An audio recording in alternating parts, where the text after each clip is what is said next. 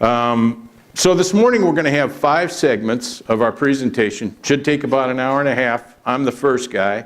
And then we're going to have Dave Weeks and Andrea and Frank Johannick, other members of our ATB, and they're going to be given segments, and then Dave Weeks is going to come back up at the end and handle the wrap-up, and we'll open the meeting for any questions that we may have answered or that may have occurred to you during our presentations, or that we haven't done a good enough job of addressing that you sent in before the meeting. And we'll do that by having a mic up here on this lectern.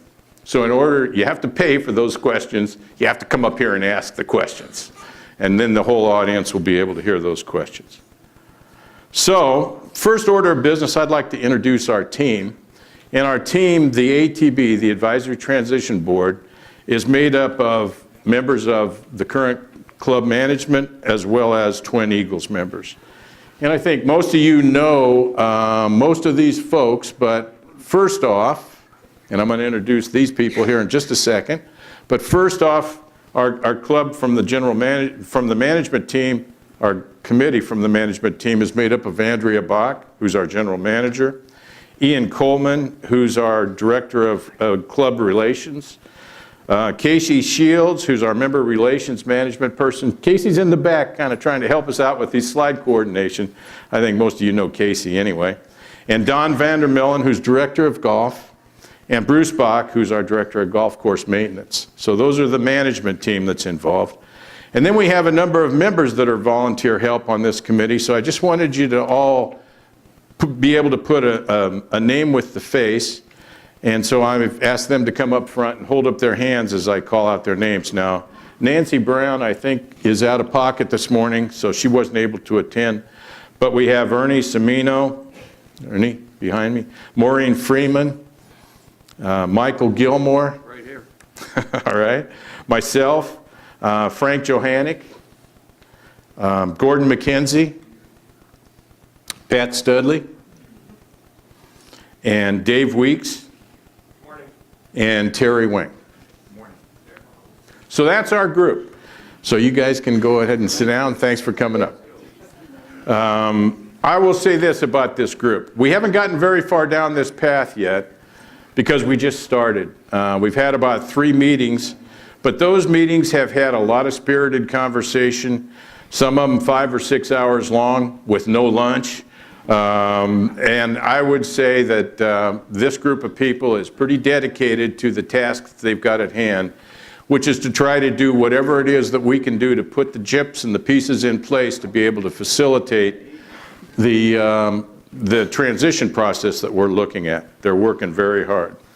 We also have one other member that's going to be helping us out that's not here today, and that is a consultant, an organization called RSM. And RSM is an independent consulting company. Aha. An independent consulting company that's formerly known as McGladrey and Poulin. And they've been hired to assist the ATB and the club through this turnover process. The ATB met with the representative from RSM a week ago. And his name is Phil Newman. And Phil's a good guy. He's a very articulate guy. He's fast on his feet. He's very knowledgeable. He's got good sense of humor. He's a good presenter and communicator. It's basically everything that you would expect to have in a consultant who's selling his services. But he also has a very extensive knowledge of private member-owned club consultation. He can quote you trends. He can quote you statistics. He's been in and out of a bunch of different situations, and so he can provide advice on the kinds of obstacles and things that you run into and what people have done to be successful in solving those hurdles. So I would say they're experts in the club industry game. They'll provide us with some good guidance. They will support us during the turnover process, and maybe more importantly, they're an outstanding resource that could be pulled in for the newly elected board next fall to work with them in developing strategic plans and go-forward plans, budgeting, various issues that they're going to be involved with. So, you know, Phil's a good guy and he'll help us out. So lastly, I'd like to just touch on the history of Twin Eagles and maybe ask some questions like, where'd we come from? How'd Ronto get in the middle of this deal? Who's the focus group? What's our history? Which is kind of interesting at this point. Anyway, to begin with, there was an organization called Colissimo who came out to the Twin Eagles location in the mid-1990s to begin this development. And they basically went through the development and in 1998 had some members on board and opened up the facility with the Talon Golf Course. Their strategy at that point in time was to have a golf facility that had 65 estates homes in the front part of this development and then 120 5-acre estates in the back under Grand Arbors. They were going to have 2 Jack Nicklaus signature golf courses and 350 target members total. So that's 175 per course. There was going to be then 185 members that were resident and about 165 members that were non-resident that used this as a second course. Well, they got out and got started. It got off to kind of a slow start, and then in 2001, Colissimo failed. They were in trouble financially, and it was aggravated, I'm going to say, by the fact that there was an organization that had continued to pursue them legally and sue Colissimo in court, trying to block them from developing Twin Eagles. They were an environmental organization. So all that mounted up, and eventually in 2002, they folded. At that point in time, Bonita Bay came into the picture, and they purchased the Twin Eagles development project in 2001, 2002. They changed the strategy shortly after they purchased it to go from 125-acre lots in Grand Arbors to 660, which involved townhomes, condominiums, single-unit family homes that you see out there today. When Bonita Bay came in, they actually did complete the second golf course, but they changed it from a Jack Nicklaus golf course to a Gary Player golf course. Those that have been around for a while remember it well. They well remember it. It was called the Erie Golf Course. Not a favorite course from a lot of people. Anyway, they also changed the strategy on deposits. They went from $125,000 for the early on members to $65,000 to make it more competitive on the go-forward strategy. And they actually cut a deal that was a 7-year deal with the existing members to refund their membership equity dues from 125 to 65 through credits or cashbacks. Well, that was all a good start, and they got off to a good momentum start after that. But in 2007, which we all remember well, with the housing downturn and the crash in the economy, Bonita Bay, along with a lot of other clubs in this area and everywhere, went in the tank. They had creditors that were after them for payments, and they wanted to close or have Bonita Bay divest themselves of all the golf courses they owned. Now, most of the other clubs that Bonita Bay owned at that point in time, clubs like Shadowwood and Mediterre and Bonita Bay Club, they had enough members in them that they entered into negotiations directly with Bonita Bay to buy those clubs and make them member-owned. And they all bought them in the as-is condition that we're looking at right now, because Bonita Bay was bankrupt. And they all paid for those clubs. They raised funds through assessments, through loans with banks, through asset sales, through credits, against equity memberships, however they could go about and put the packages together. And those packages, just as an FYI, started at $12 million and went up for the purchases that were made for Bonita Bay at that point. So here we are at Twin Eagles. At that time, we didn't have enough members to go into negotiation with Bonita Bay to buy this club. We only had about 180 members, counting residents and non-residents. And that wasn't enough to sustain our club operations. We needed to get a developer. So we spent a lot of 2008 and into 2009 pursuing outside developers, Some of our key members, some of our senior members spent time talking to banks, talking to financial institutions, talking to headhunters, anybody we could think of to line up contractors to go ahead and continue the development with Twin Eagles. And the ones we ended up with were Ronto, was our #1 pick, and Ronto came in with a proposal to basically continue on the development path that we had in place.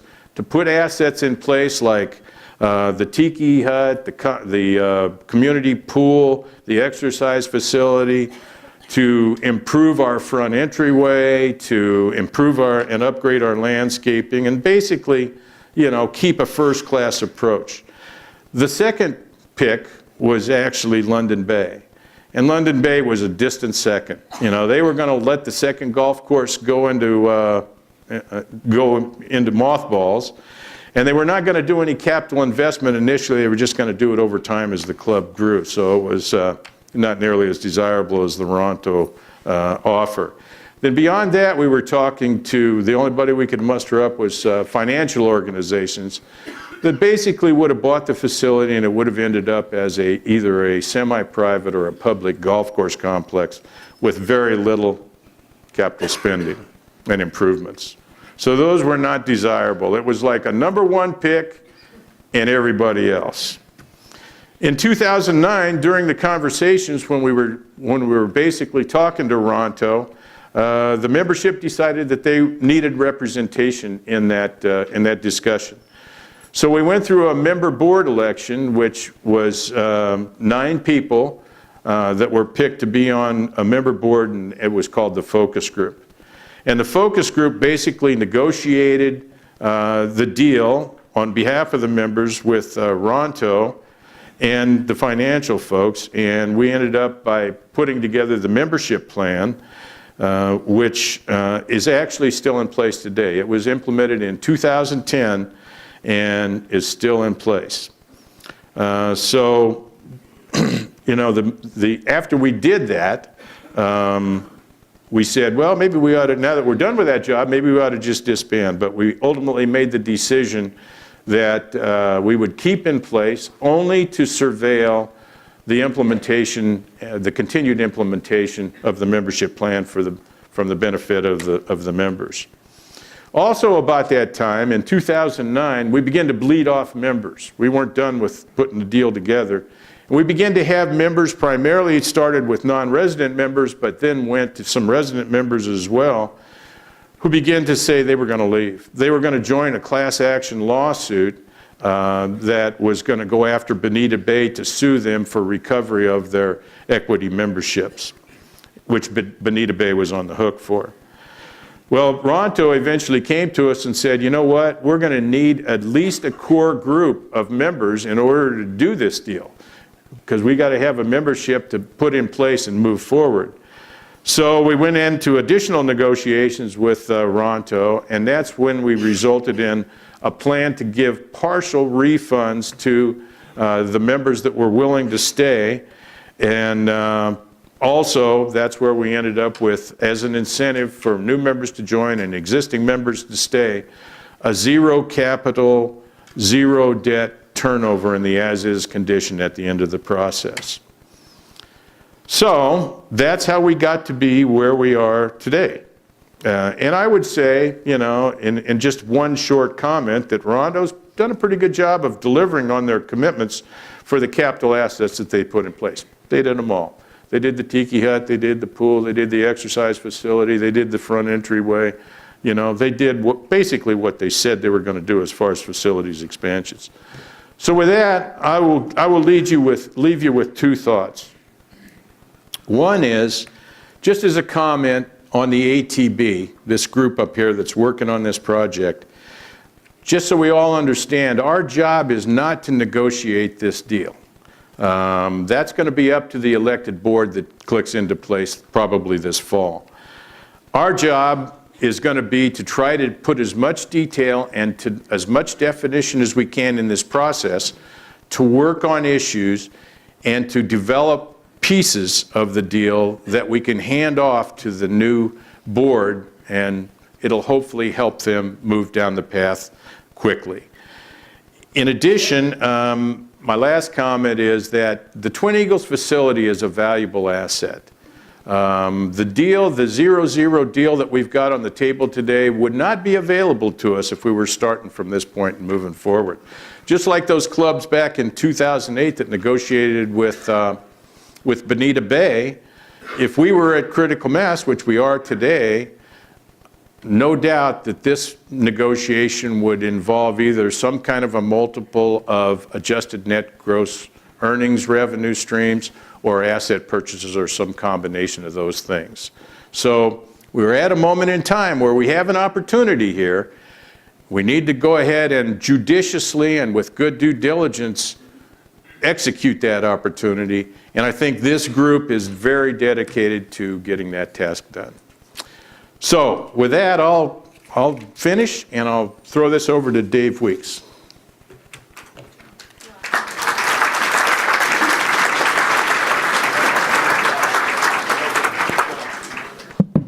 Thanks, Vic.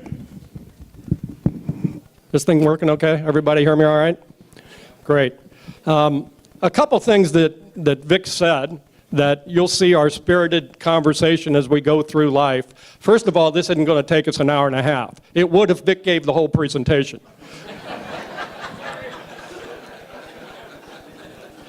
Secondly, just to confirm, the deal's already been negotiated. All right? There is not a whole lot of negotiation left to be done. I believe what Vic is talking about is negotiating the governance of the deal, putting what we're going to manage, how we're going to manage the club going forward, the transition part. Everything's already been agreed by the past membership and the focus group back 9 years ago in a very, very difficult financial period. And I'm sure if you would ask any of them or any of the members, based on what we know today, we probably would have tried to negotiate other things into that deal. But at that point in time, they didn't have the option because there weren't very many financial organizations that were willing to step forward and help. And they did the best that they could.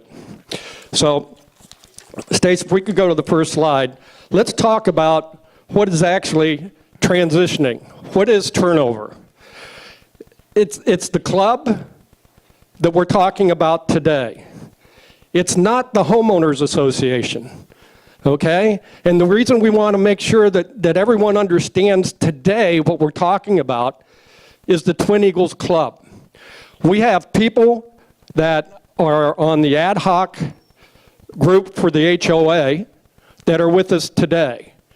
And people like Joe Studley, Don Jarmuth, Roy Schnitter, Neil Cooperman. Those people are putting in their time. Bill Fry. All those people are working on the ad hoc, which is pretty much governed by Florida statutes. There are laws in place to make that happen.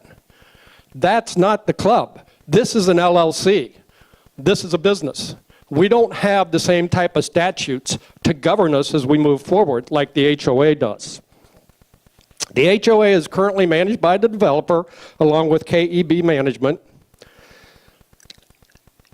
And that's the difference. So let's talk a little bit, if we could, next Stace, the Twin Eagles Club. What is the club?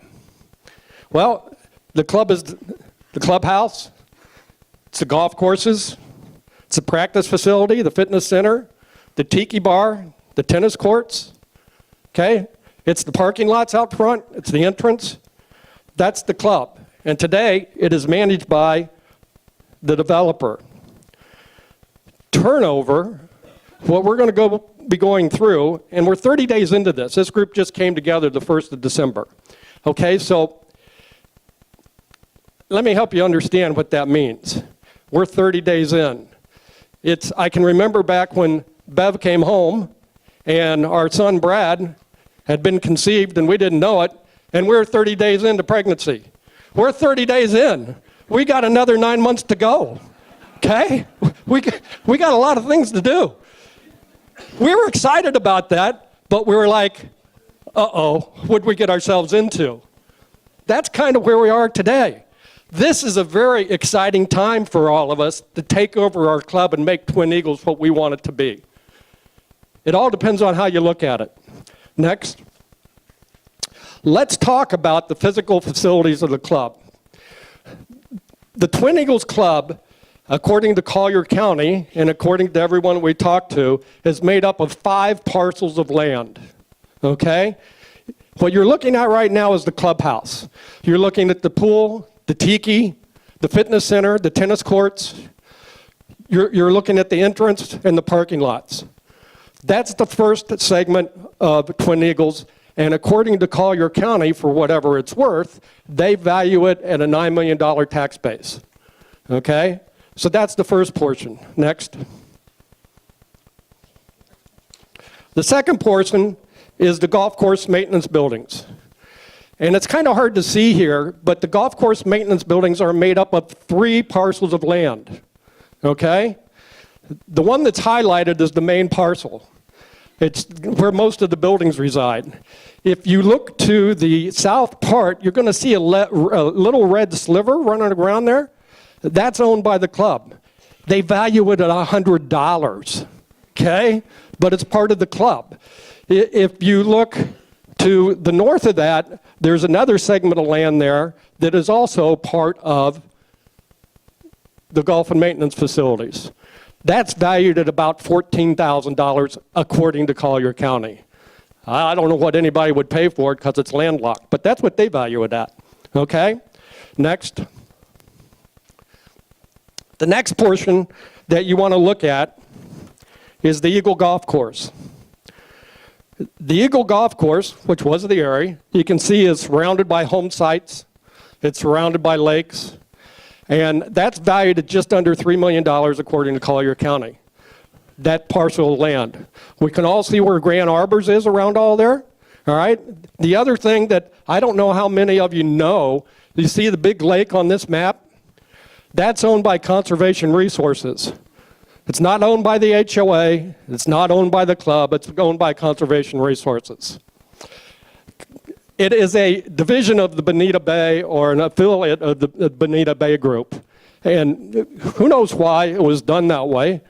Bonita Bay and the Ronto Group with Angelo Gordon negotiated that based on what I understand.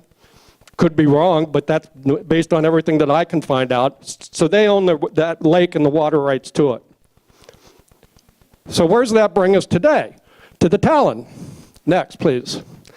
The Talon Golf Course. We were in a meeting about 8 days ago with John Farquhar, who is Ronto's attorney. And I asked a very simple question of John. Would you please explain to all the members of the ATB the rights to the Talon Golf Course? Because I knew from friends of mine that the club didn't own the property that the Talon was on. Who owns that property?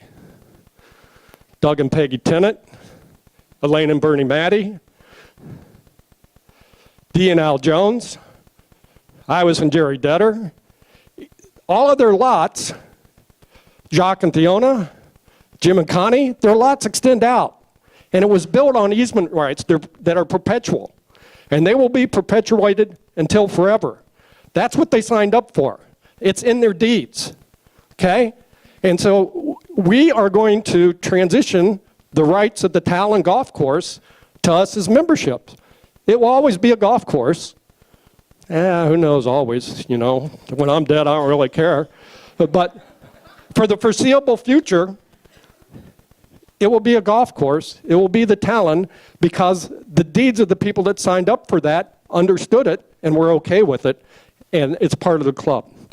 So at this point in time, we've talked about what the Twin Eagles Club is and what the hard assets are that are transitioning to us. I want to talk to you about one more thing that I think is critical. And any one of us that ran a business, which most of you did, understand the most critical part of that business. Next. Go ahead, next. We know what that is. It's a $12 million assessed value that we're going to get. And who knows what it's worth? What's the replacement value? I don't know what the replacement value is. We haven't done the work yet. We're 30 days in. But let's just call it $12 million for sake of argument, okay? What's our most important asset? 49% of your dues goes to pay employees. Okay? People. The quality of people that we have is our most important asset that are here to serve us. And I want to make this point because we're starting to hear from employees that they're starting to go look for new jobs. Because we were talking about how bad this is going to be. We're talking about it on the golf course. We're talking about it at the Tiki. I'm sure there were people talking about it as they parked their cars and walked in here. This is a good thing, people. It's going to be ours in 9 months. We've waited 9 years to have this opportunity. We've identified the enemy, and it is us. Okay? Let's be positive. It's good. Are there going to be some hurdles? Absolutely. There's no doubt about that. But it's good for all of us. So that's what we're transitioning. Those 6 things: hard assets and people. Please don't forget that. Okay? Please remember how important our staff is. Let's not make them feel threatened. 70% of us leave in June or April. Do you want to come back to a staff that has 3 people left? Probably not. So let's be positive with them as much as we can. So at this point in time, I'd like to turn it over to Andrea, and she is going to take us through what the ATB really is. Good job.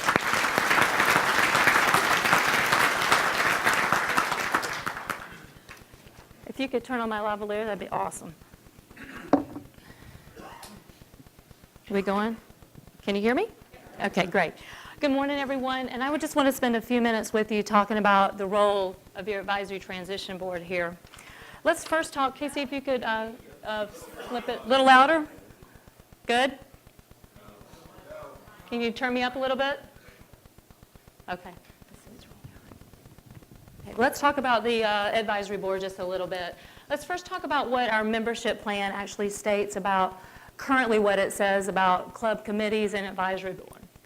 The membership plan provides that the club appoints members to both the advisory board and to various committees of the club. And it provides if we need to add additional committees, the membership plan states that that can be done as well. Since inception, since day one of this club, we have appointed members to serve on the advisory board and to clubs committees. And these groups have worked on planning activities and events for the club. And these groups, just like the one behind me, have been instrumental in recommending policies and procedures for our club as we quickly have grown.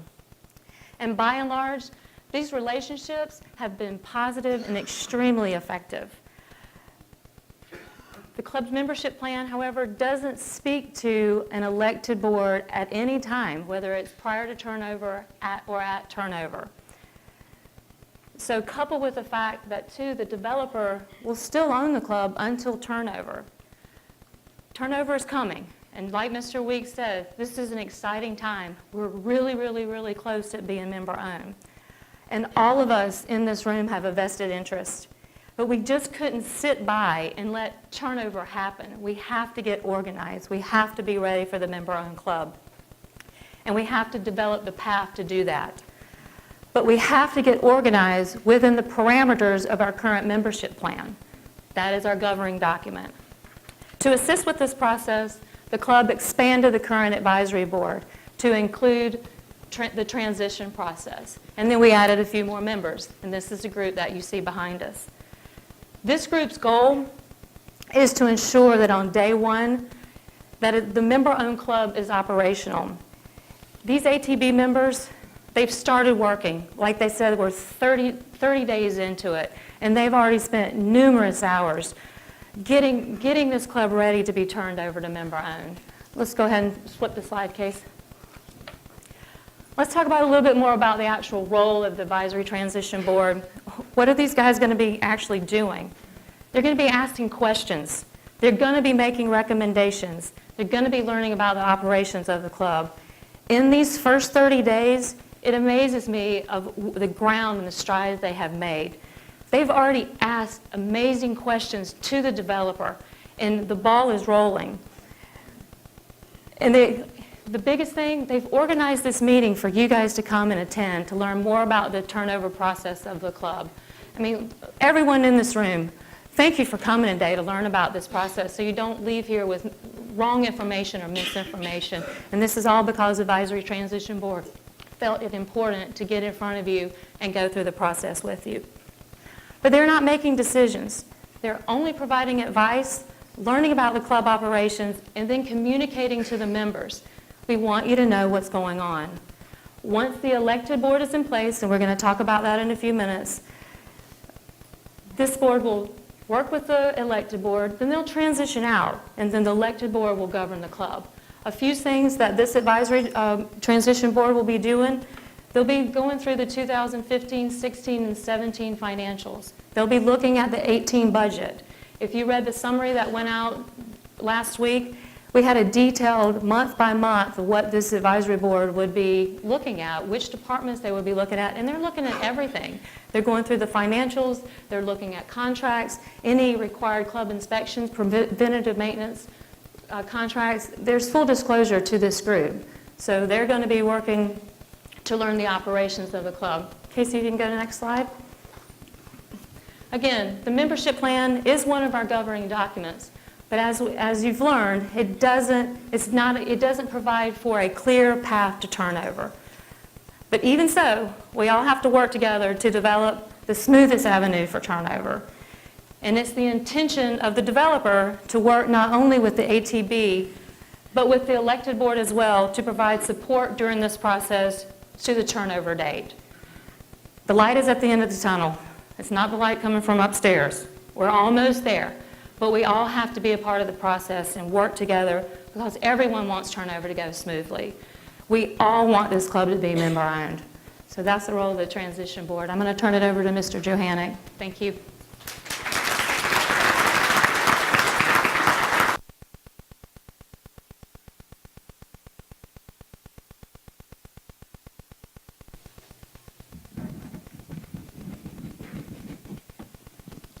Test.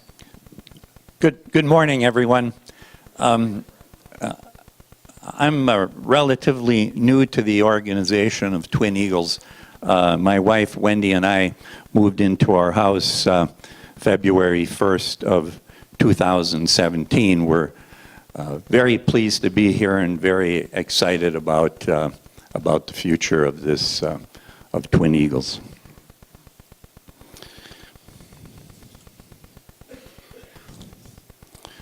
What do we know today? Club status at turnover. The process of turnover is upon us. According to the membership plan, we received the club in the as-is condition. Two small words, leaving a great deal to discuss with a lot of questions. The membership plan is very silent on the obligations of the developer, short of daily maintenance, preventive maintenance, and there certainly has been some capital improvements made. The ATB had many questions relating to the subject of as-is, and we had our first meeting in November, which was basically a meet and greet and say hello to everybody. And work started in December when we requested this meeting, feeling that it was very important for the membership to all get together early on in the process, and here we are today.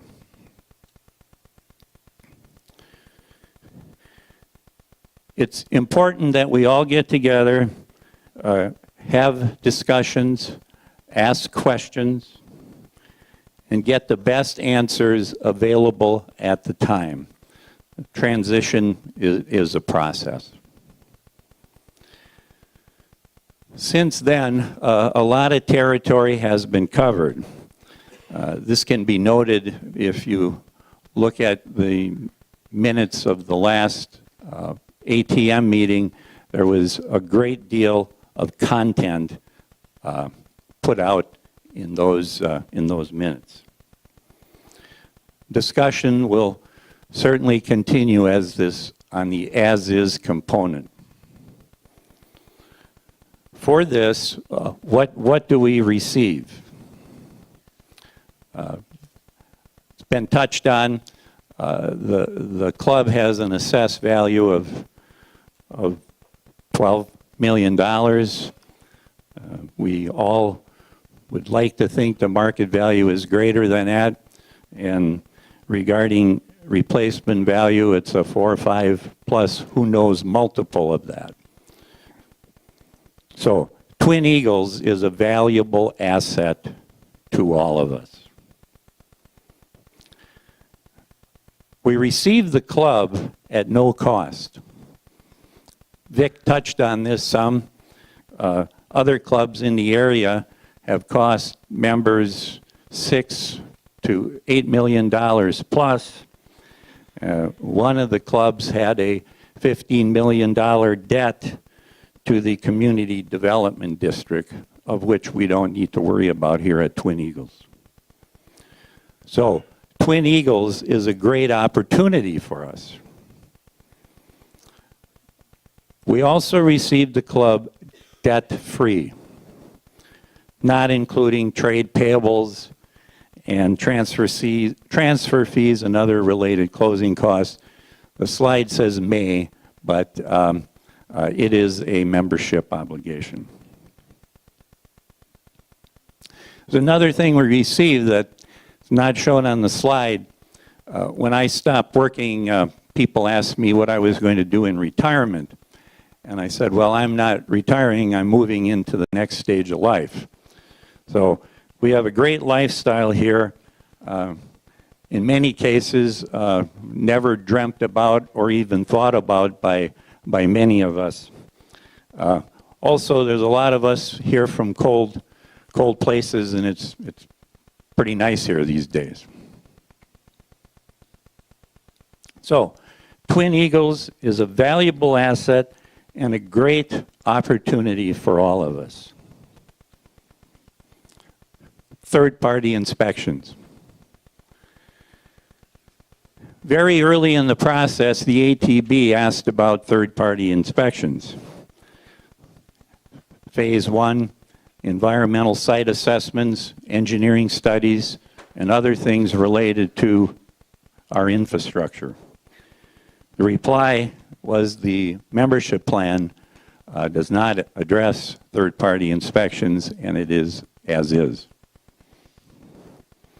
We continue to ask about this and press this matter, and we've been able to move forward with the process in that the developer has now said third-party inspections may be allowed. I take this as a yes, and it is written in the last summary that was sent out.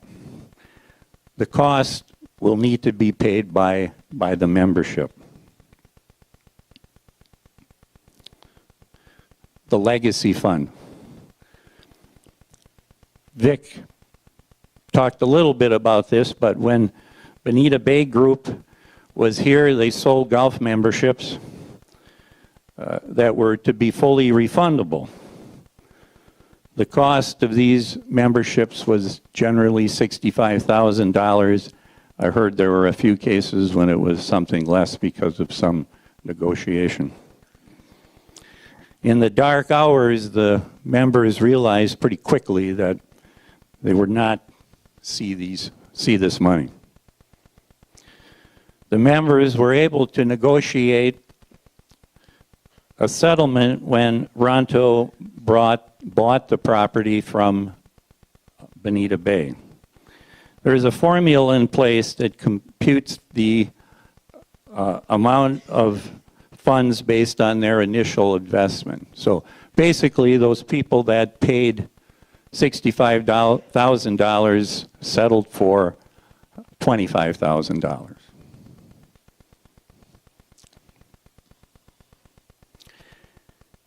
The membership plan outlines the obligation we have as members to support this fund. Currently, the plan states that the revenue stream is paid into the fund annually by half of the recreation fee paid when we close on our new houses, half of membership transfer fees, and there's another small component of that, but it's no longer a part of that, so that was left off of the slide. After turnover, additional funding is paid by $5 from each cart fee. Currently, there remains about $1 million left to be paid. There will be a payment made in June, which will reduce that amount some.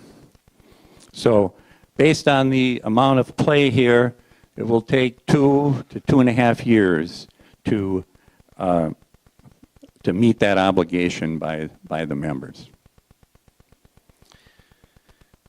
In summary, we have a lot of work to do, a lot of decisions to be made and discussions to have.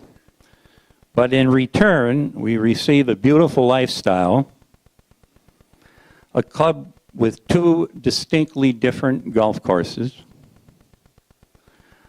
a club with existing great camaraderie, and I hope we're able to carry that forward and develop that more so. We all have an opportunity to own and be part of Twin Eagles, which is a very unique club in Southwest Florida. Thank you.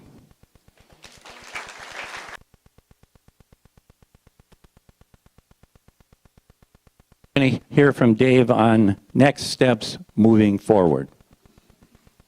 Thanks, Frank. You bored yet? We're almost done. Hopefully you found this informative so far. We've tried our best. I'm sure some people are hearing some of this information for the first time, and some of you have heard it ad nauseum, and the rest of you are probably somewhere in between. So next steps. What happens next? Have you heard the membership plan will help dictate what happens in turnover? When does turnover happen? Okay? At 95% of homes closed to individuals, not to builders, not to anyone else, to individuals. Okay? We have 718 door fronts in Twin Eagles. We talk of door fronts because we have many types of residents here. So we look at door fronts of 718. Turnover happens at 683. That's 95% of 718. Hopefully we don't have to split somebody's house in half to get there. Okay? So where are we at today? We're at 643. We need 40 more closed residents to get us to 683. How are we going to get there? We have 5 model homes on the property today. We have, and this is kind of fluid, but I think the numbers are right, we have 21 spec homes now currently under construction. That brings us to 26. Lennar, who is a great marketer of property, will probably have their 23 sold by the time we all go home. That's just how good they are. So that's going to leave us with 14 more homes for Minto to build, the Lake Estates, the lots on Maidstone, and the estates out front. 14. Those of us that have been through the building process know that it takes 8 to 12 months, depending on what kind of home you're going to build, to get it under roof and move in. And so if we need 14 and they haven't started yet, that starts to let you understand what we're looking at. Okay, so we're looking at late Q4 of 2018 or probably January 1st of next year. But it could be March, And if what Trump has done with our taxes, maybe there'll be more people that like their money and want to spend it at Twin Eagles, and it could be September. We don't know. But we're giving you our best estimate that we think it's going to be January. Next, please.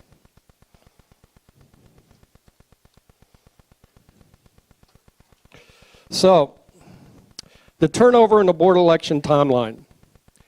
First meeting we had, you're not going to have a board of elections early. It's going to happen right before turnover. Okay? Well, we kept talking, and we kept talking, and we talked about the benefits of trying to do some of these things earlier. The key thing that I talked to you earlier about is the employees of this club. They're going to employees of us. All right? People are really, really important to what we do. And that's why we need to get ourselves organized to calm the feelings. It has been basically agreed that hopefully before we all go home, we're going to ask for people to submit their names that want to be on the board of directors.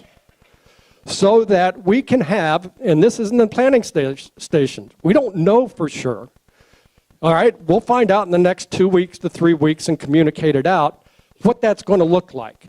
How you're going to be able to meet the candidates that between now and, say, mid-March, want to help transition this club and become part of the board of directors going forward. We want to do that before a lot of people go home. We think that's only fair.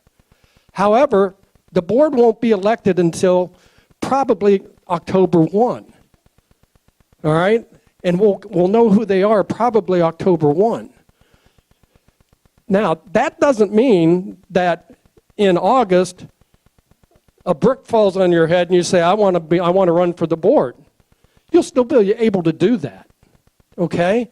But we think it's important to let everybody have the opportunity early on so that you can all go meet them and ask them questions and we can move forward. So that's our thought process with the Board of Elections and how that's going to work at this point in time. It could change. If it does, we will let you know. Next. What can all of you do for us? Most of us have not really read the membership plan.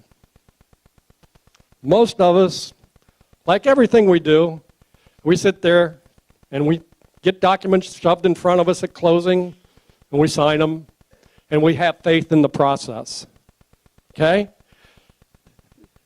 When you get a chance, try and read the membership plan. Try and familiarize yourself with what it says. Stay current with the communications that come out from the ATB.